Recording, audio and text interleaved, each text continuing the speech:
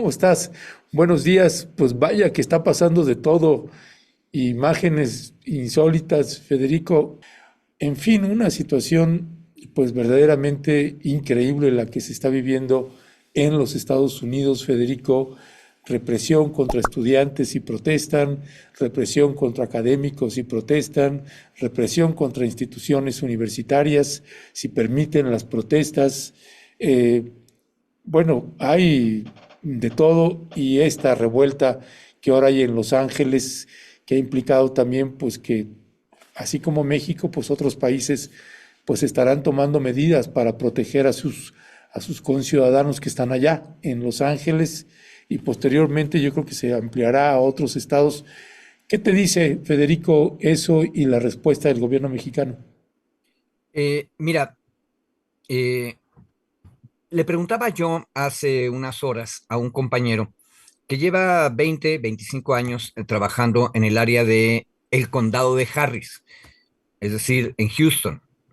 Y yo le preguntaba, bueno, ¿qué tenemos que hacer desde México frente a la movilización en Los Ángeles? Y lo ligo, lo que me contesta con eso que acabas de decir, o sea, el sentimiento de las comunidades de mexicanos y mexicanas que viven en Estados Unidos, en el sentido de que están siendo vigilados. Este, y hay un detalle, eh, habría que recordar que estas personas que se sienten vigiladas han estado sometidas ya varios meses a un régimen de miedo, la amenaza constante de que los pueden deportar en cualquier momento. De poco ayuda que en el caso Ábrego, por ejemplo, el salvadoreño que fue ilegalmente deportado a Salvador, finalmente ya se logró que regresara a Estados Unidos, pero de todas maneras lo están procesando penalmente. Entonces no ayuda mucho para bajar la tensión. Y el hecho real, Ernesto, más allá de la persecución, habría que ponerle detalles. ¿Qué significa ser perseguido? Significa que yo tengo que pagar mi renta, tengo que pagar los servicios en la casa donde estoy trabajando o viviendo, tengo que transportarme. Entonces, primero no salgo a trabajar. Segundo, no gano ese día y por lo tanto no como ese día o no pago la renta. Entonces, yo le preguntaba, bueno, ¿qué pueden hacer los mexicanos desde acá? A ese amigo mío, cuyo nombre es Francisco Argüelles, Paz y Puente. Primero, hacer contacto con las organizaciones que están trabajando de base, este, la Red Nacional de Jornaleros, los sindicatos en Estados Unidos que están trabajando con trabajadoras domésticas, de por sí las están tratando de organizar y movilizar, porque lo que importa es hacerle llegar recursos a la gente para que puedan mantenerse en sus casas en este momento, o para que algunas de ellos puedan movilizarse, eso también es cierto.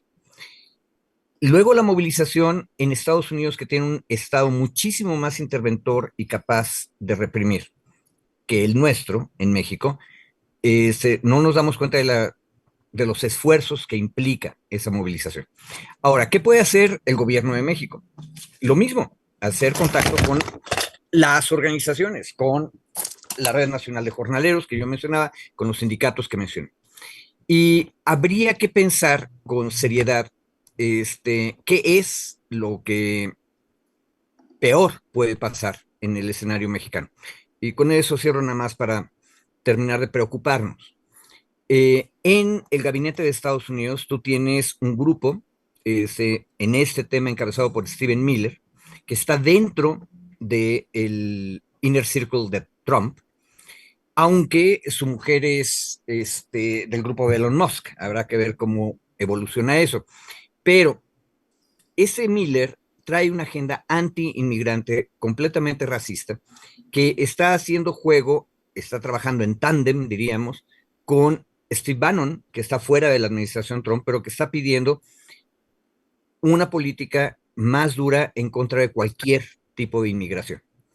Este, es decir, dentro del gobierno de Estados Unidos tú tienes una tendencia que lo que quiere es radicalizar más todavía las cosas, causar más miedo en la comunidad de mexicanos y mexicanas que vienen a Estados Unidos, y preparar un esquema de deportación masiva. Lo han estado prometiendo desde la campaña electoral y hay que tener eso en el horizonte. Y entonces México, por un lado, tiene que apoyar a los que están allá. Su red consular tiene suficientes facultades para hacerlo. Este, debe proteger y defender derechos, intereses y dignidad de los mexicanos en el extranjero. Y eso es asistencia consular, pero también asesoramiento legal y social. Apoyar a los mexicanos en caso de emergencia y situaciones de riesgo, que es lo que se está viviendo ahora. Ahora, ¿cómo puede hacer eso mejor? Como ya dije, poniéndose en contacto con las organizaciones de base allá. ¿Significa esto una intervención del Estado mexicano en territorio de un Estado extranjero? Sí, significa eso. Arne Baslen-Ruten ha estado diciendo en Twitter, ahora X, que esto es una irresponsabilidad de la presidenta Sheinbaum de estar apoyando esto porque es un acto de intervención en Estados Unidos. No, es un acto de defensa de los derechos humanos de población que tiene que ver con nosotros y que también tiene la ciudadanía mexicana. Ahora, el asunto es que hay que estar listos para la contraparte.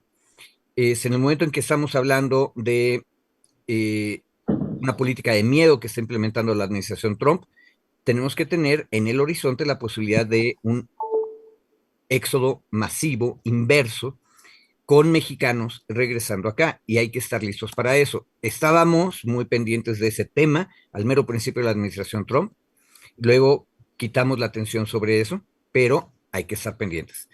Me extendí un poco. Hola David, empezamos con el tercer tema, pero aquí está.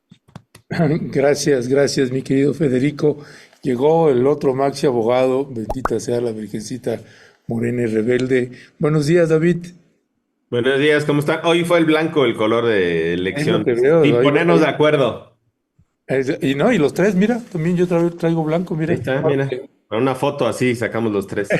Sí, mi querido David, pues entramos con el tercer tema de los que teníamos pensado, que tiene que ver pues las protestas en Los Ángeles y ahora que hay una convocatoria ya para varias entidades de la Unión Americana para el día 14, una gran movilización nacional en distintos estados de los Estados Unidos. ¿Qué te dice esto y las medidas que está tomando el gobierno mexicano para pues apoyar a los paisas que están por allá?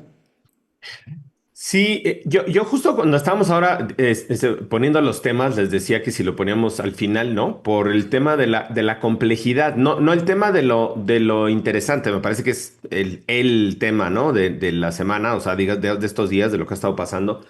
Pero más bien porque me queda, ahora que escuchaba a Federico, justo decía, claro, el tema de la asistencia consular es una obligación del Estado mexicano, es un derecho de las personas que están siendo detenidas o procesadas, pero más allá de la asistencia consular, yo no veo ninguna otra acción que pueda hacer el gobierno mexicano en territorio estadounidense. Acá, claro que sí, tiene una larga lista de tareas, pero en gobierno en territorio estadounidense, sobre todo de las personas, o sea, quiero dividirlo en dos, no de las personas que están manifestándose y que eventualmente están siendo detenidas también, sino sobre la comunidad que está siendo deportada.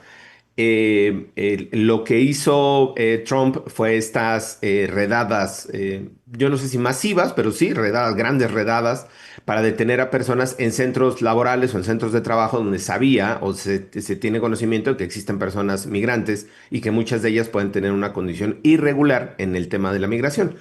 Entonces, ahí hay un grupo de paisanos, ¿no? Y paisanas que están siendo detenidas. Sobre ese grupo específico, yo no veo mucho margen tampoco de acción por parte de la Secretaría de Relaciones Exteriores. Y no estoy diciendo que sea su responsabilidad ni que tengan, no, simplemente que el margen que tienen es muy limitado. Sí se limita o sí se reduce a este tema de la asistencia consular, la asesoría jurídica, la asesoría técnica, eventualmente algún apoyo para el tema de la repatriación, si es que llegaran a estos momentos. Pero no mucho más. Insisto, creo que la propia legislación internacional, digamos, limita también esta acción, digamos, de la Secretaría de Relaciones Exteriores a través de los consulados o de las embajadas. Insisto, no estoy diciendo que esté mal ni que ellos estén mal, simplemente que creo que el margen que tienen de operación es muy pequeño. ¿Es importante que lo hagan? Sí, es importante que lo cumplan, por supuesto. Ahora que Federico leía las atribuciones, insisto, pero creo que ahí tenemos muy poco margen, como digamos, desde la parte del gobierno mexicano se tiene muy poco margen para poder actuar. Ese es un tema. Creo que la segunda parte de ese mismo componente es donde sí tenemos más posibilidad, o donde sí tendría el gobierno mexicano más posibilidad, que es en la litigación, digamos, de los acuerdos, las resoluciones, los decretos que está firmando el presidente Trump en contra, bueno, a través del ICE, digamos que están haciendo todos estos operativos. Ahí me parece que tendríamos que un poco más de margen combatiendo las órdenes, digamos, no la orden presidencial, la orden ejecutiva general, porque eso ya se está combatiendo por parte de varios estados y varias organizaciones civiles en los tribunales, sobre todo en los tribunales federales, sino que también las órdenes específicas que se estén dando al ICE creo que podrían ser, digamos, jurídicamente cuestionables o jurídicamente debatidas, más bien rebatidas, ¿no? Interpeladas jurídicamente. Ahí creo que sí, el consulado, los consulados mexicanos tienen mucho más juego, justo para invocar que la acción que se está haciendo por parte del ICE en esta suerte de redadas, pues es inconstitucional, es violatoria de los derechos humanos y todo lo que, de los derechos civiles y lo que consideren. Y voy cerrando, digamos, esta parte inicial. Creo que ahí sí tiene mucho más competencia, juego el Ministerio de Relaciones Exteriores, la Secretaría, o creo que ahí va a estar acompañando.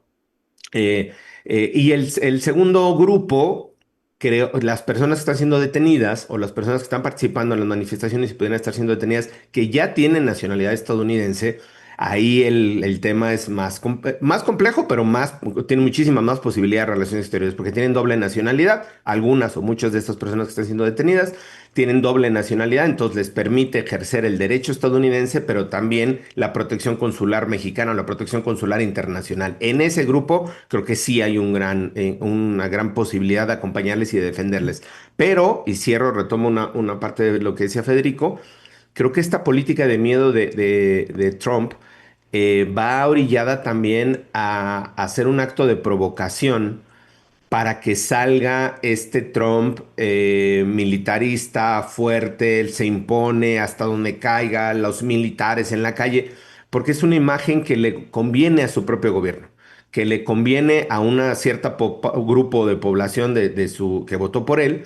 Incluso salió a amenazar, no recuerdo el nombre del funcionario, de alto funcionario de los del gabinete de Trump, salieron a amenazar al gobernador y al alcalde de Los Ángeles, ¿no? Diciendo que si no cumplían y que si protegían a los migrantes, eso era ilegal y contra ellos también podrían ir.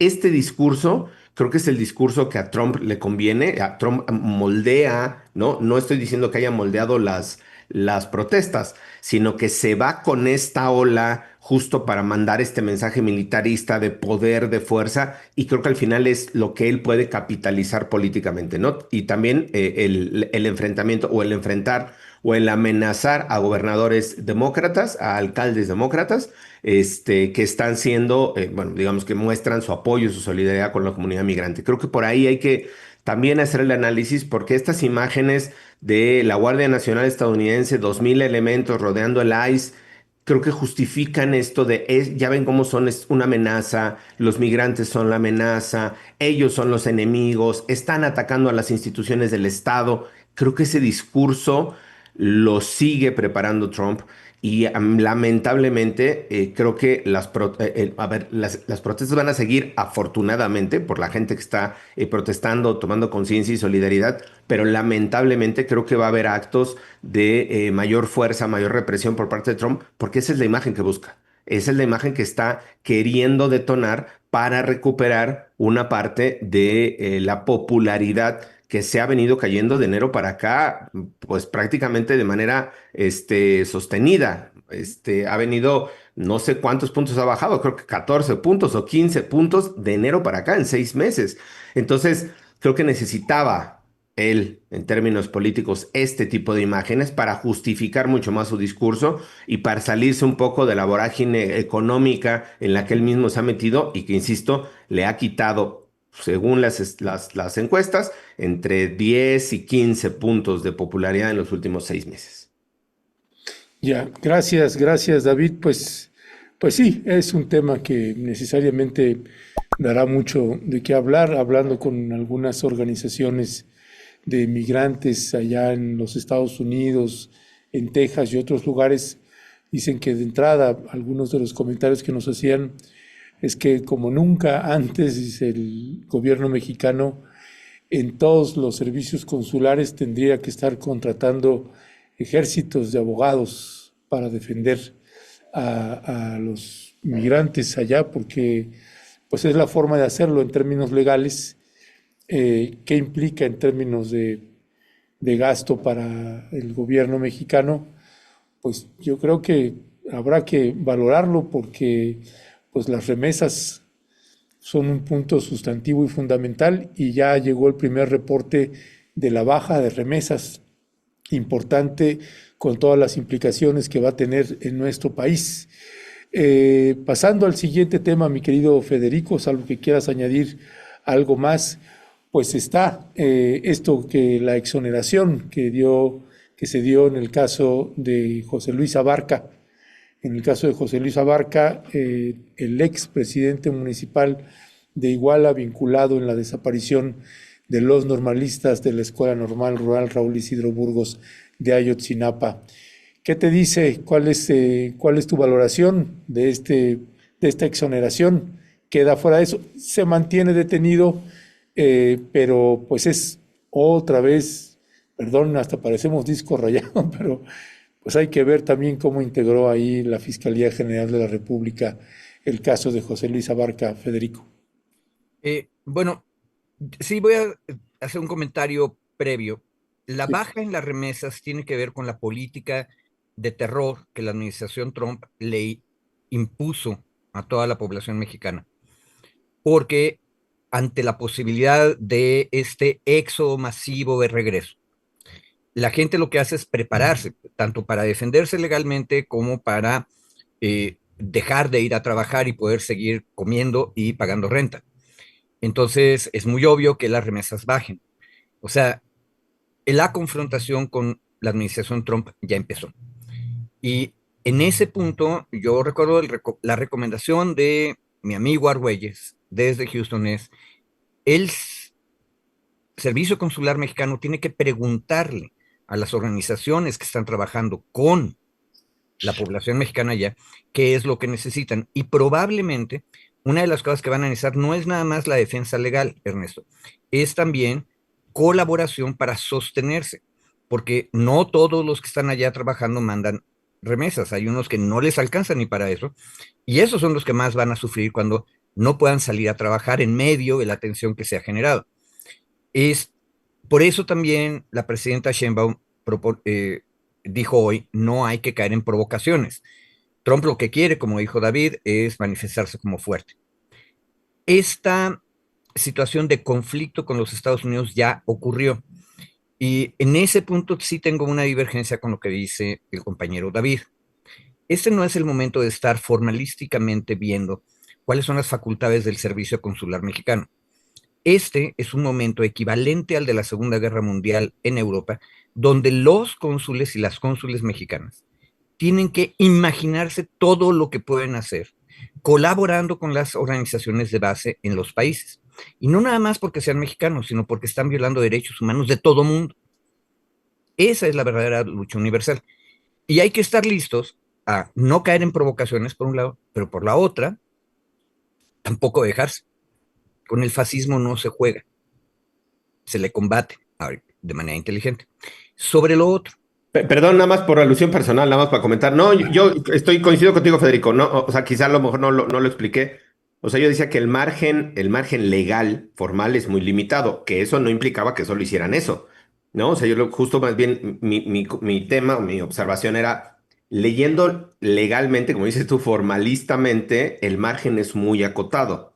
No implica que solo hagan eso. Quizá no lo expliqué, hay pero arreglo, hay consejo. exacto, va en el mismo sentido de lo tuyo. El margen Y, es pequeño, pero no implica que nada más se queden ahí. pero aquí yo nada más sobre el otro tema hago una pregunta, más bien que participar. Entiendo, David, que la acusación contra Barca en realidad no la hizo la Fiscalía General de la República, sino la Procuraduría General de la República desde el mero principio. Y aparte estamos en el sistema penal previo, ¿no? Y entiendo, por lo tanto, que era casi cantado desde hace años que se iba a caer. Sí, es una sentencia de 2019, o sea que el proceso, la acusación es desde 2014, que fue detenido, la sentencia es 2019, se confirma en un tribunal colegiado en 2023 y contra esa resolución del 2023 interponen un amparo las víctimas, digamos, a través del Centro Pro. A través del director del Centro Pro, firman un amparo en contra de esa resolución que absuelve abarca por el delito en realidad era secuestro, ni siquiera tenían desaparición forzada, en contra de los 43.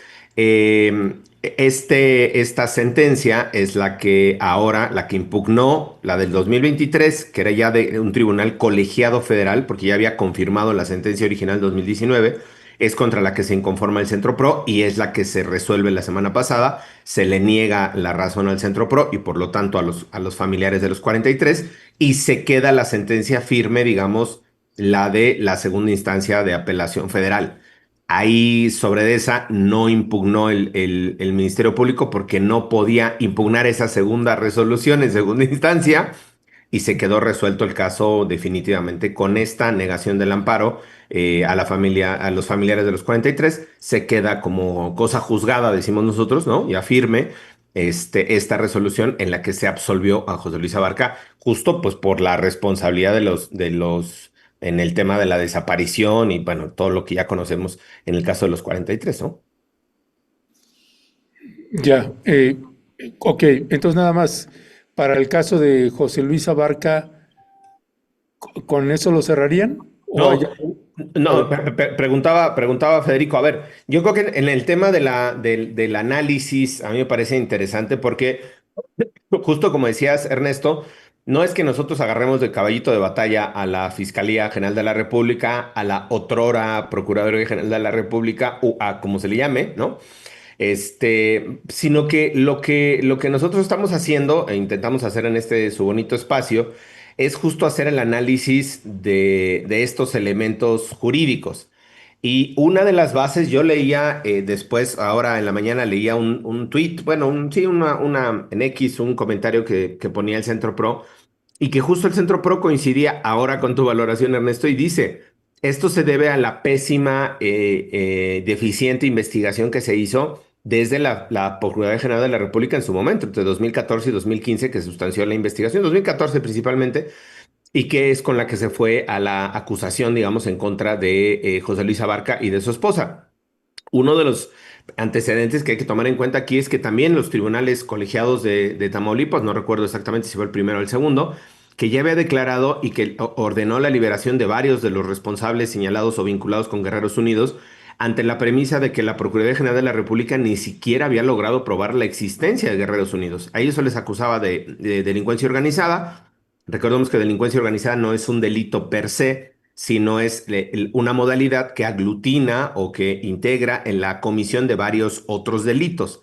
Es decir, una persona actuando, un grupo de personas actuando con una estructura, una jerarquía, cometen otros delitos, a eso se le considera delincuencia organizada. En este caso ya se había absuelto a varios de los detenidos, creo que fueron 36 o 38 de los que estaban acusados de ser partícipes de la desaparición, justo porque no se les había logrado probar su intervención material en la desaparición, pero sí su pertenencia a Guerreros Unidos como parte del grupo criminal. Y los tribunales los dejaron en libertad porque la PGR también no logró probar que ellos hubieran estado, que forman parte, digamos, de Guerreros Unidos.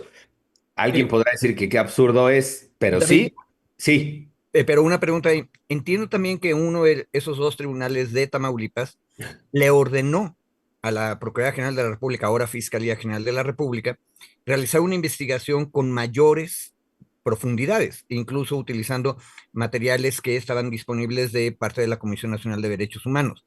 ¿Qué es lo que ha pasado con esa nueva investigación ordenada en el mismo contexto de te libero porque acusaste mal, pero te instruyo cómo tendrías que hacer la investigación? Ese es, si mal no recuerdo, Federico, ese es uno que se deriva por la tortura.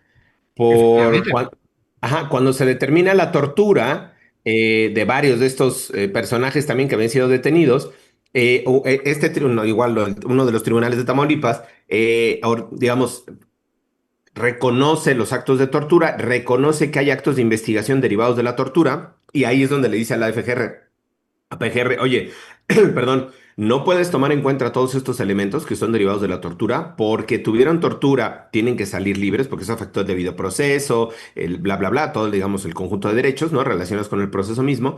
Pero además tienes la obligación de hacer una investigación exhaustiva sobre quienes torturaron y una obligación sobre el hecho en sí mismo para que, sin utilizar pruebas violatorias de derechos humanos o sin utilizar la tortura, pues, sustancialmente, determines quiénes fueron las personas responsables de los hechos que se están investigando. Hasta donde yo sé, no ha salido nada público, probablemente haya una reconducción o redirección de la nueva investigación o de esta investigación siguiendo los parámetros ya establecidos por el tribunal colegiado. No conozco ahí cómo está el asunto. Honestamente, desconozco cómo está el procesamiento, ¿no? Bueno, pues ahí habría que revisar cómo está el tema. Otro creo que vinculándolo aquí, no era tema, nada más como parte de contexto, haciendo el análisis de lo que está pasando en torno al caso. Los familiares de las víctimas han pedido desde hace un par de semanas el cambio del fiscal que está ahora en la Fiscalía General de la República, encargado de la investigación. Palabras más, palabras menos, dicen los fiscales que no, perdón, los familiares que el fiscal no está avanzando en la investigación, que no le tienen confianza y que, bueno, están pidiendo, creo que en la última reunión ya formalmente con la presidenta Sheinbaum se pidió esta remoción del fiscal encargado de la investigación, ahora en la Fiscalía General de la República, después de que se fue Omar Gómez Trejo, o que lo sacaron más bien a Omar Gómez como parte del proceso, del grupo de investigación en el caso de los 43, y esto se suma también, digamos, a seguir abonando en la complejidad, en lo complejo que sigue siendo esta investigación. Ahora con José Luis Abarca ya exonerado por la desaparición de los 43 jóvenes, y bueno, con los familiares pidiendo la remoción o la destitución del nuevo fiscal, lleva más de 2 años ya, pero de este fiscal que asumió el cargo después de la salida de Omar Gómez Trejo. Ya, gracias David.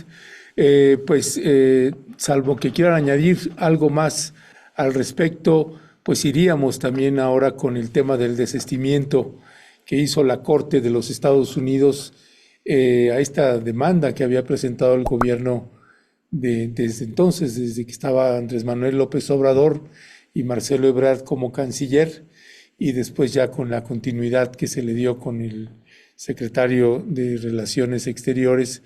Actualmente, bueno, finalmente hay un desistimiento por parte, entiendo que ese es el término, desistimiento de la demanda por el tema de la venta de armas de los Estados Unidos a México.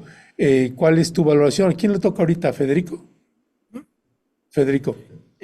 No estoy seguro que es un desistimiento. Se puede desistir de la demanda quien la presentó. Y eso obviamente no ha pasado. De hecho, alguno de los abogados ligados a la Cancillería mexicana ha dicho que va a continuar el asunto. Lo que yo quisiera comentar aquí es la Suprema Corte de Estados Unidos hace por lo menos década y media está controlada por los conservadores. Básicamente son ministros y ministras puestas por republicanos, incluido Trump. Perdón, Federico, nada más, el término ya lo encontré, es desestimó la demanda. Ya. Esa es otra cuestión. Exacto, desestimó la demanda. Es que estaba buscando el término porque es en gringo, es en inglés, pues, y es desestimó la demanda. Exacto. Ahora, ¿por qué la desestima? Ya eso iba yo. En el debate interno de los Estados Unidos respecto de las armas de fuego, los fabricantes de armas han insistido una y otra vez que ellos no pueden ser acusados del uso que los compradores hagan de las armas que compren. O sea, ellos fabricaron el arma, la ponen en el mercado, obtienen una ganancia, pero los actos criminales realizados por los compradores de armas no se los puedes imputar a ellos.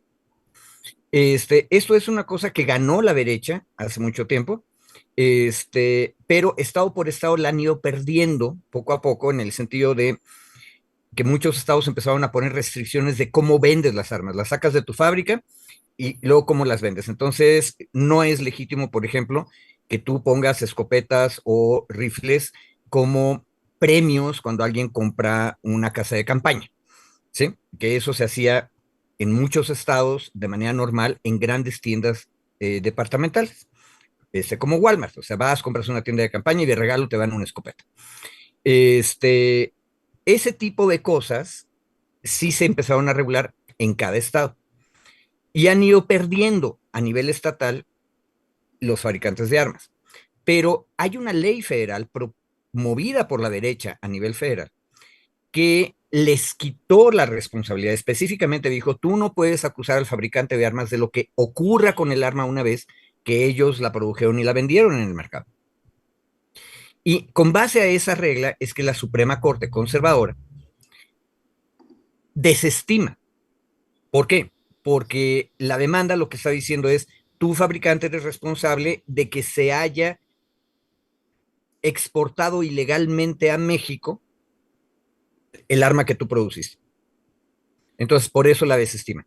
Ahora, obviamente la demanda original no iba nada más en contra de los fabricantes, sino también de toda la cadena comercial que tuvo que ver con el arma. Por eso es que los abogados que están acompañando y dando servicio a esta demanda de la Cancillería mexicana dicen esto va a seguir ya no contra el fabricante, pero sí contra los vendedores y comerciantes. Y ahí hay una implicación fuerte, por eso el gobierno de Estados Unidos le molesta la demanda, porque obviamente el gobierno de los Estados Unidos tiene una responsabilidad al momento en que no cuidó su frontera de una manera razonable para evitar que en un acto de comercio ilegal pasaran las armas del norte a sur. Entonces se desestima porque hay una ley federal conservadora que dice que los fabricantes no son responsables y porque efectivamente el acto de traspaso a los cárteles mexicanos a través de la frontera no lo organizaron los fabricantes. Y porque la corte también es conservadora, o sea, una corte más liberal, más progresista en Estados Unidos probablemente habría dicho, tu fabricante no puede ser ciego a lo que está pasando en la realidad. Termino con eso. En Alemania, que tiene reglas muchísimo más estrictas, la ley obliga al fabricante de armas a revisar cómo es que se va a poner en el mercado y cómo camina en el mercado su producto. Y por eso el fabricante de armas alemán está obligado a preguntarle al Secretaría de la Defensa Nacional, que es el gran comprador en México oficial, dónde fueron a quedar las armas que yo te vendí, cómo las distribuiste dentro de México. Eso fue otro asunto que hace como 5 años estábamos discutiendo. Pero ahí sí depende. En Alemania hay un control muy estricto de fabricación y comercio de armas. En Estados Unidos las dos cosas son tremendamente permisivas. Gracias, gracias, Federico. Pues gran punto ahí que está colocando Federico. David, ¿qué decía al respecto también de pues esta planteamientos de esta naturaleza, aunque se haya ido perdiendo, ya hayan perdiendo los de la derecha algunos casos, pues esta parte, bueno, pues yo vendo las armas, pero no soy el que ejecuto los homicidios y demás? ¿Qué decía al respecto? Sí, a ver, yo coincido ahí con Federico en la parte de la forma en la que está protegido el esquema de derecha para los fabricantes de armas, para toda la red, digamos, de no solo los que fabrican, los que las venden, las distribuyen, las arreglan, tal, y los que venden las municiones, todos los suministros. El lobby armamentista al final en Estados Unidos es sumamente importante, es muy fuerte. Es el que ha provocado guerras, literalmente, invasiones a otros países, ¿no? Por el tema de los recursos militares y de los millonarios, multimillonarios contratos militares. Tampoco hay que perder de vista eso. Claro que además la Corte Suprema de Estados Unidos es un corte conservador, tiene una mayoría conservadora. Pero adicionalmente yo colocaría, sin quitarle peso a estos dos temas, y que me parece que la decisión está fundamentada en buena medida, en el 80 o 90% en esta visión política, en esta, digamos, perfil de la Corte y en esta decisión de la derecha, También hay que revisar que la forma en la que fue presentada la demanda aquí, digamos, desde México contra Estados Unidos, lo estuvimos revisando aquí hace años, porque se presentó, creo que en 2021 o 2022 esta demanda y hacíamos el análisis de la forma en la que estaban alegando el gobierno mexicano. Yo aquí, y retomo porque no lo decía Federico, lo decía yo, hacía una crítica a Alejandro Celorio, quien en su momento fue consejero jurídico de Relaciones Exteriores, y yo decía que más bien él tenía un discurso político en una demanda de carácter jurídico. Y que ese discurso político, pues en su momento sirvió, digamos, como para subir la voz, para levantar la voz, para cuestionar, pero que en el fondo, en lo jurídico, no había muchos elementos ni muchos datos para poderle fincar la responsabilidad a las empresas. Y retomo una de las frases que decía uno de los jueces de la corte, y dice el representante del gobierno, pero me estoy buscando la nota, acá está. Hay una nota en donde justo perdón, se me fue aquí la nota. Bueno, ahorita a ver si la vuelvo a localizar.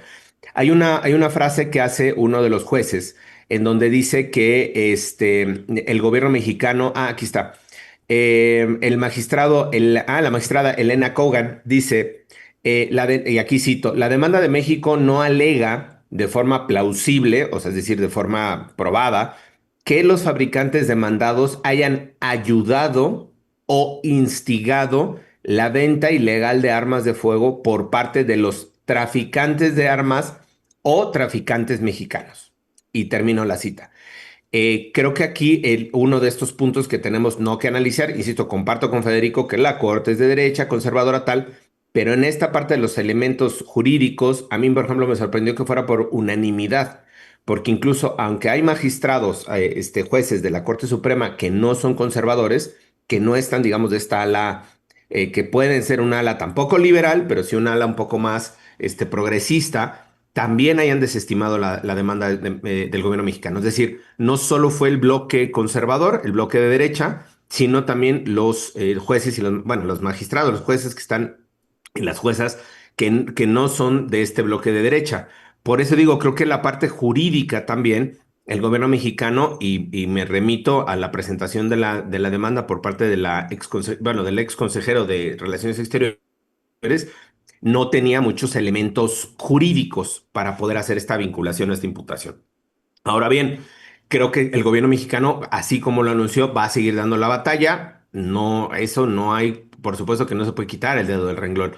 Sobre todo, y aquí no lo colocamos en el radar, pero ahora me viene a la memoria, que fue ratificada el auto de vinculación a proceso, más bien no fue vinculado a proceso con orden de aprehensión, bueno, fue vinculado a proceso Cárdenas Palomino. A ver si me ayudas ahí, Ernesto, con una de las notas que salió, creo que fue el jueves de la semana pasada, donde a Cárdenas Palomino, ex mano derecha de García Luna, se le vincula a proceso o se le dicta auto de formar prisión, no recuerdo exactamente si era del viejo sistema o del actual sistema, por el tema de Rápido y Furioso, por el tema de dejar las armas pasar a México.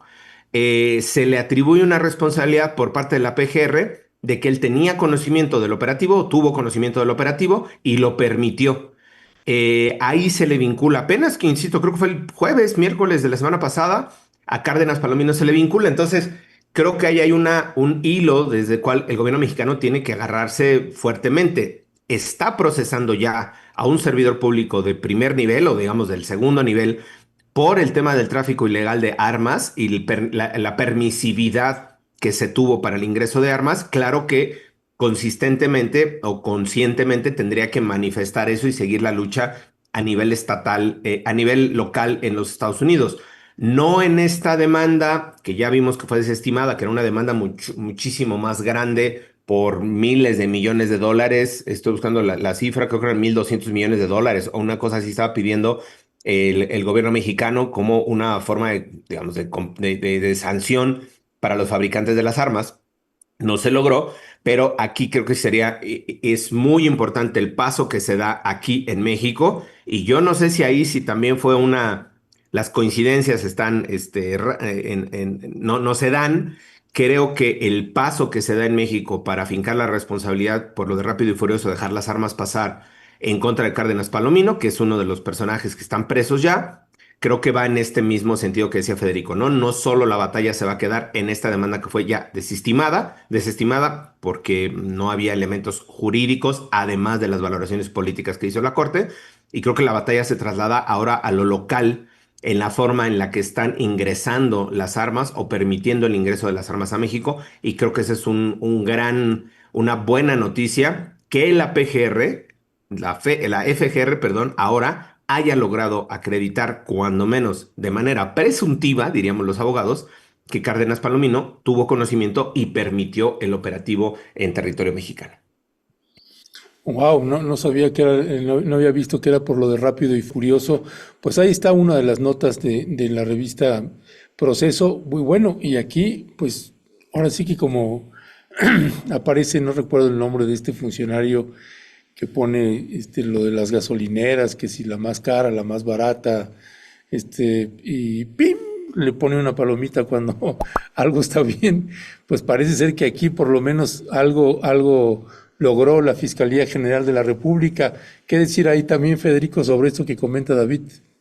Eh, un detalle, solamente que la unanimidad en la Suprema Corte de Estados Unidos me la explico porque la ley que están aplicando, y ojo, aquí hay una cosa bien interesante, la Suprema Corte de Estados Unidos no es exactamente la Suprema Corte mexicana, es decir, no discute cuestiones solo de amparo y constitucionalidad, sino de legalidad. Por eso puede desestimar la demanda, que en realidad es civil, por cierto, diríamos nosotros es civil, comercial, de un particular, que así está litigando el gobierno mexicano en este caso, allá en Estados Unidos. Tienen que aplicar la ley, y la ley es una ley que es conservadora. Entonces, eso me explica también lo otro. Y un detalle, si somos honestos, estamos diciendo que los fabricantes de armas de Estados Unidos son malos, perversos, parte de una maquinaria genocida y fascista a nivel general, pero no estamos diciendo que sean pendejos. Eso lo diría mi profesor Gutiérrez y González. Obviamente no dejan trazas que puedan demostrar de manera sencilla que ellos están en contubernio con los traficantes. Es más, esta es una aplicación muy perversa y muy práctica del dejar hacer, dejar pasar. Yo pongo en el mercado mis armas, ¿qué se hace ahí? No me importa. Es tremendamente difícil demostrar la intencionalidad de las grandes corporaciones. Chequen ustedes, hay muchísima información sobre los grandes casos de los gobiernos estatales de Estados Unidos en contra de las cigarreras, de las tabacaleras, y les fue tremendamente difícil demostrar precisamente esa intencionalidad de cometer un crimen. ¿Por qué? Porque no son tontos. Entonces, en ese sentido, la demanda del gobierno mexicano la tenía en contra, y no me parece que tengamos que imputar, no hicieron bien la acusación, por eso les falló. No, esta acusación contra los fabricantes de armas de Estados Unidos siempre estuvo camino arriba, era cuesta arriba, como dice el dicho, y sin embargo hay que continuarla. Ahora, en el contexto en que el gobierno de los Estados Unidos cada vez está violando de manera más sistemática los derechos humanos de sus propios ciudadanos y de nuestros ciudadanos, la República Mexicana tiene que también, de una manera muy responsable y muy prudente, ir viendo qué es lo que puede hacer. Porque lo que no puedes probar políticamente, sí lo puedes probar geopolíticamente. Ahora, hay que ser cuidadosos. Todo está relacionado. No es malo que sigamos litigando este caso, pero recordemos que está en tándem, está ocurriendo al mismo tiempo que la pretensión de Estados Unidos de hacer una deportación masiva. Y eso es un ataque directo a la estabilidad política mexicana y por lo tanto es una amenaza de seguridad nacional para nuestra república. Digo, nada más para acordarnos que todo está relacionado y que son tiempos interesantes, como dice la maldición china. Ya nada más. Yo aquí, perdón, nada más, Ernesto, justo decía, la nota es del sábado, entonces la noticia se dio el viernes pasado, apenas, sobre esto de Cárdenas Palomino, y aquí es interesante igual, miren, la forma de que imputa, ya me sale el abogadil, ya me tomé un café, entonces ya me sale el abogadil, Aquí la forma en la que imputa el Ministerio Público es muy interesante, Federico Ernesto, porque según las notas que se han salido públicas, dice que Cárdenas Palomino ya había tenido un auto de libertad por esta misma acusación en contra de la FGR en su contra, o del PGR en su contra, y ahora esta es una nueva decisión que revoca la anterior y dicta en un auto de formal prisión, porque se le sigue con el viejo sistema, revoca el auto de libertad que ya tenía. Y aquí es interesante, decía yo, porque el argumento que está imputando la PGR es, cito, omisión de impedir la introducción a territorio nacional de armas, municiones, cartuchos, explosivos y materiales de uso exclusivo del Ejército, la Armada y la Fuerza Aérea. Termino la cita. Es decir, aquí se está señalando una omisión de un alto funcionario del gobierno federal, del gobierno de Felipe Calderón, con relación a este mismo operativo de dejar las armas pasar a México, ¿no? Que ingresen las armas a México. Entonces, si pudiera la Fiscalía General de la República o la PGR hilar que esa omisión no fue una omisión individual, que eso es lo que yo haría si fuera fiscal general, acreditar que esa omisión que está medianamente probada en Cárdenas Palomino no fue solo él, sino que hubo una cadena de intervención de servidoras y servidores públicos para permitir el ingreso de las armas a México.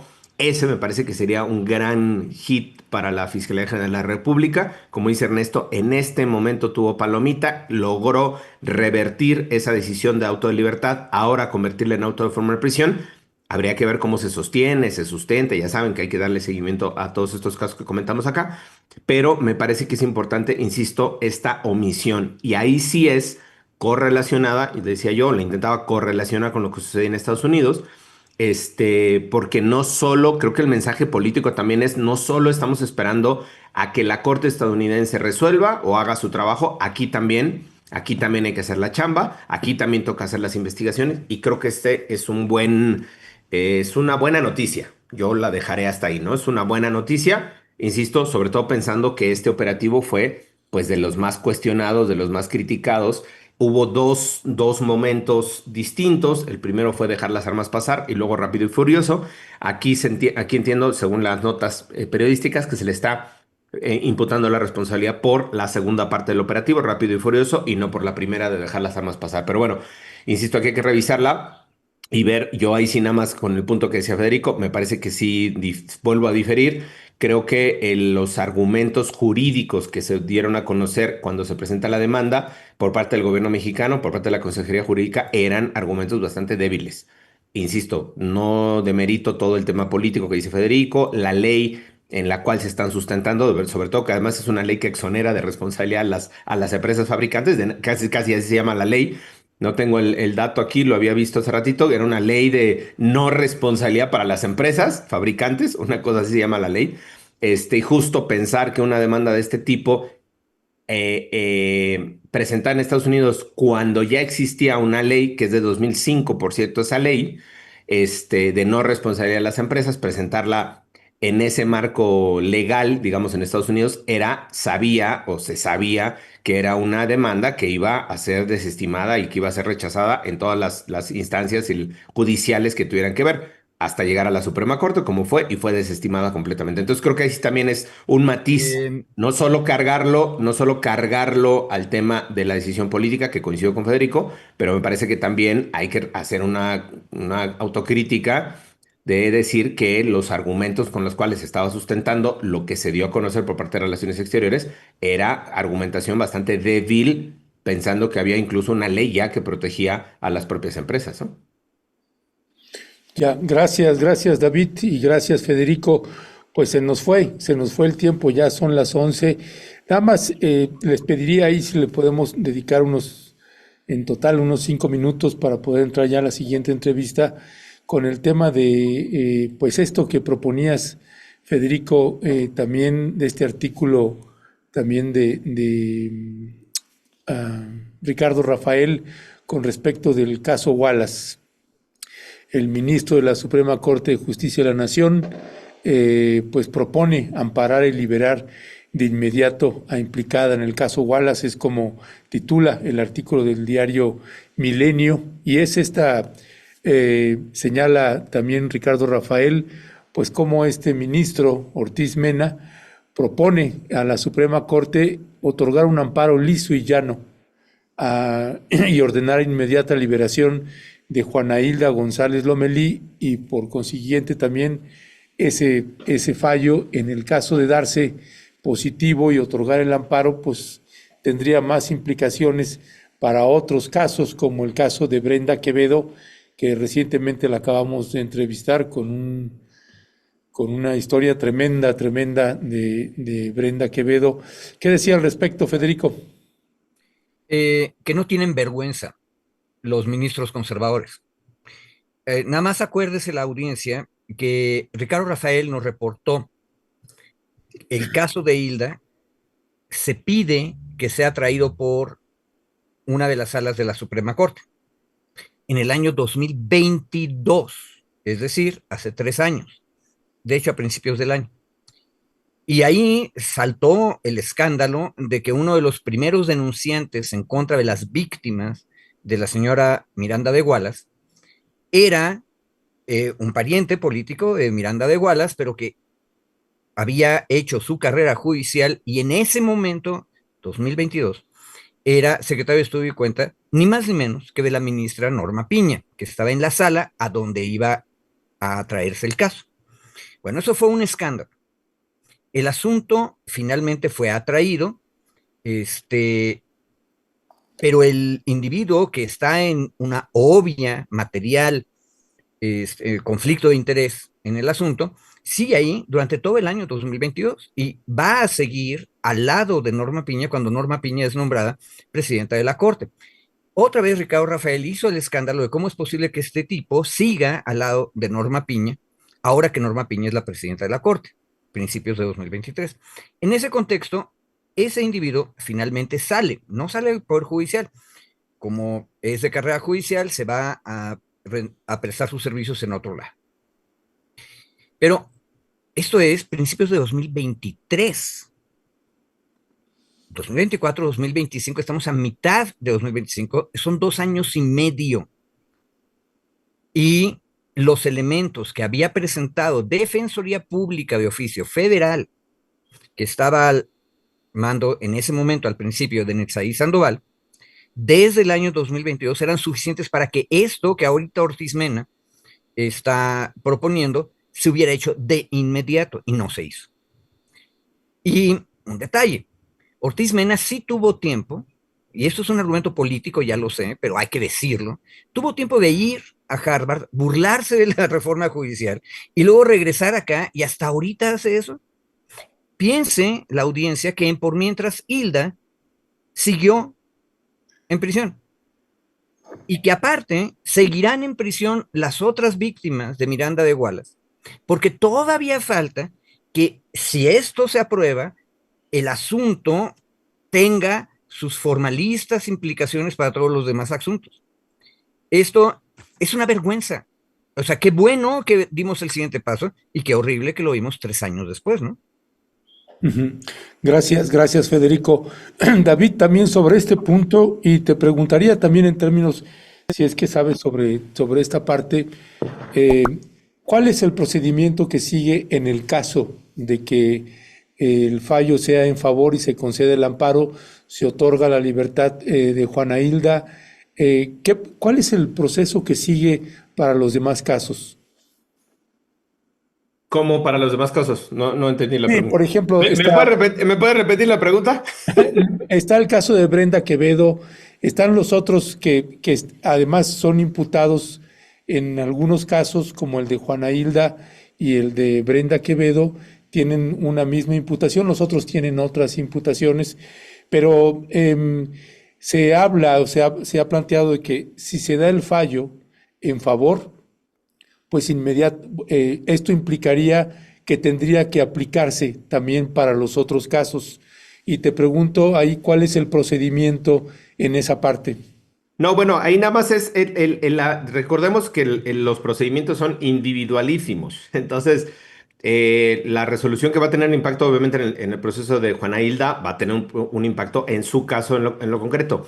¿Puede esta resolución impactar el fondo de los otros asuntos? Claro que sí, pero creo que el mejor ejemplo que tenemos, que es justo esta correlación que hacías, es en el caso de Florence Cassé y Israel Vallarta. Florence Cassé, tuvimos una resolución que le permite, desde la Suprema Corte de Justicia, ganar un amparo e irse a Francia, en los términos que haya sido, pero hay una decisión judicial.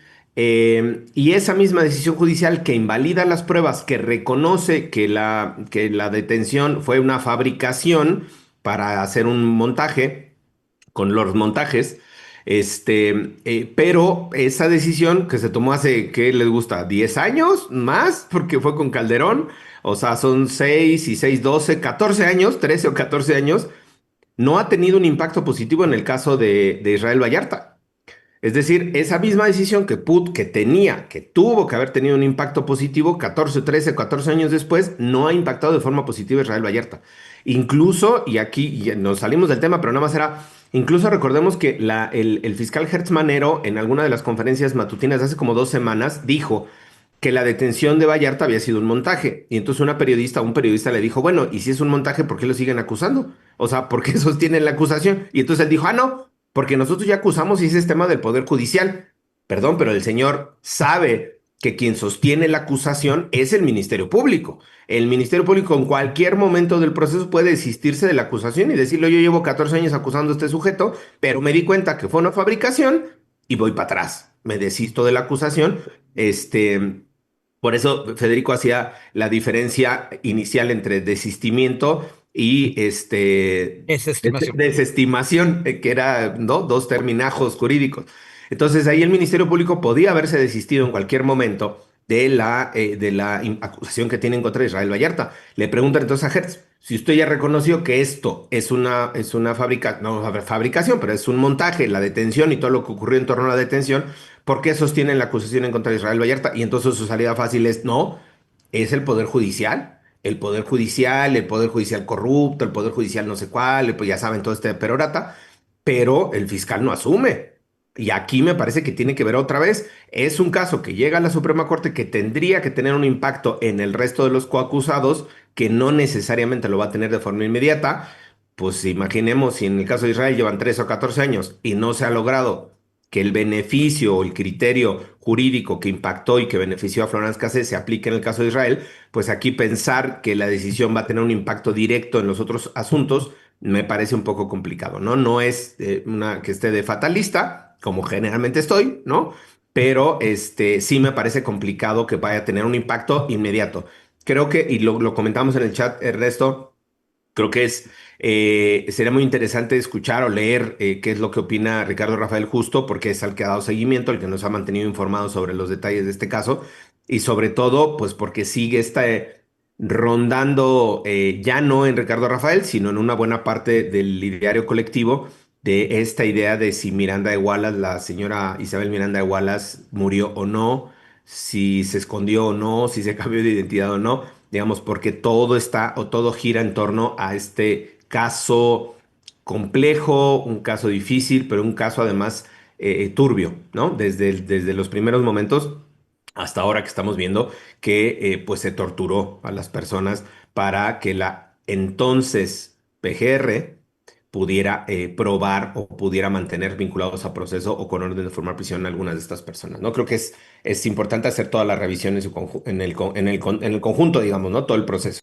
Ujú. Sí, Gracias, mucho. gracias David y gracias Federico. Y habría que invitar a Sofía de Ujú. Rubina, que es la secretaria técnica de combate a a la tortura del Instituto Federal de la Defensoría Pública y que es quien está llevando el caso. Y a Ricardo Rafael también, por supuesto, que lo ha documentado pues como nadie, ¿no? Con eso, ¿quieres decir algo, Federico, antes de Nada más despedir? un detalle, porque todos los asuntos, casi, salvo el de Los Ángeles, tienen que ver con un detalle bien interesante. ¿Por qué la Cancillería está litigando a través de abogados particulares el asunto de las armas en Estados Unidos? Porque eso lo podría haber hecho o la Consejería Jurídica del Gobierno Federal o la Fiscalía General de la República. De hecho, Hertz luego ha presumido que él iba a llevar a los tribunales internacionales a 20,000 gentes en otros pleitos. La pregunta es por qué no le dieron esa encomienda a la fiscalía. Y la fiscalía a veces hace bien las cosas, como es el caso de Cárdenas Palomino, y a veces no, que es este caso que acabamos de discutir. Todo lo que acabamos de decir nos demuestra, en mi opinión, de politólogo, que el fiscal general de la República, Hertz, cree que todavía estamos viviendo en 1975, cuando él entró al Servicio Público Federal, y donde los enemigos son los que deben ser atacados. Entonces va a ser muy eficaz cuando ataque a Cárdenas Palomino, porque es el enemigo que aparte está en desgracia. Pero cuando no tiene claras las cosas, que es el caso de Florence Cassés, Vallarta y ahora los otros asuntos, sostiene las cosas porque tenemos que sostener. En otras palabras, es justicia a contentillo. Ese ciudadano es un hombre del pasado. No le sirve a nadie, ni siquiera a las derechas actuales de México. Y por eso no le encargaron el asunto en Estados Unidos, punto. Perdón, ya me piqué. Perdón, Ernesto, ya nos vamos. Nada más aquí Angélica Neria nos dice, lo que Ernesto quiso decir es, es, Ernesto se refiere a los efectos extensivos del amparo liso y llano. ¿Qué quiere decir eso? Entiendo yo es que no sé, yo no entendí si la pregunta y nos aventamos todo un chorote. Cuando dice Ernesto amparo liso y llano, es que es un amparo que otorga la libertad inmediata, punto. Que no es que hay otro tipo de amparos donde te conceden el amparo, pero ordenan a la autoridad a que dicte una nueva resolución. A eso se le llama amparo para efectos de que dicte una nueva resolución. En este caso, al tratarse de un amparo liso y llano, es que no le están diciendo a la autoridad dicta una nueva resolución, sino que es liso, es decir, así se utiliza la expresión jurídica, liso y llano, es directo, es decir, te ordeno que la pongas en libertad. No que dictes una nueva resolución, no que valores nada, no que desestimes pruebas, no, sino que directamente te ordeno la libertad. Eso quiere decir amparo liso y llano, nada más gracias a que Angélica nos hizo la aclaración de lo que quería preguntar Ernesto. Y la otra nada más, mi querido Ernesto, sumándonos al chat. No es nuestro tema, nosotros no somos internacionalistas, pero igual nos sumamos al tema de la condena al ataque, bueno, a la agresión que sufrió este barco en Gaza, ¿no? El barco que llevaba ayuda humanitaria, donde iba Greta Thunberg, entre otros activistas, defensores de derechos humanos, La y desde luego costilla de la libertad. exacto, y en el chat nos dicen que se rompa relaciones con Israel, ¿no? Creo que México, gobierno mexicano, que rompa relaciones con Israel, creo que yo en lo personal me sumo a la petición del chat, me sumo a la exigencia de este rompimiento de relaciones comerciales y diplomáticas con Israel, y bueno, desde luego la solidaridad que se está invocando para saber qué pasó con este barco, dónde están los activistas. Se tuvo información el día de ayer, medio contradictoria, pero bueno, no es nuestro tema, nada más me sumaba un poco por lo que están poniendo justo en el chat, ¿no? Desde la parte no solo humana, sino como defensor de derechos humanos, igual pronunciar en nuestro bonito espacio, estos minutitos, solamente para coincidir con lo que están poniendo en el chat y desde luego levantar la voz, ¿no? Y bueno, y muchas gracias, Angélica Nería, Bruno. Todos somos Angélica Nería. Gracias por decir lo que quería decir, en traducirlo, mi querida Angélica. Pues David, Federico, un abrazo como siempre, muchas gracias. Seguimos al habla. Gracias, abrazos. Chao, chao. Abrazos. Maigoncito.